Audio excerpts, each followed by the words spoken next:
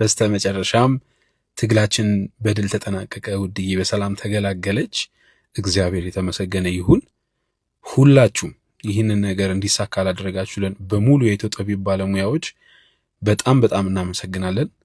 እግዚአብሔር ያክብርልን። እጅግ በጣም አድርገን ነው የምናመሰግናችሁ። ከልክ ያለፈ መተባበር፣ እጅግ በጣም ፍቅር አሳይታችሁናልና ክብር ይገባችኋል።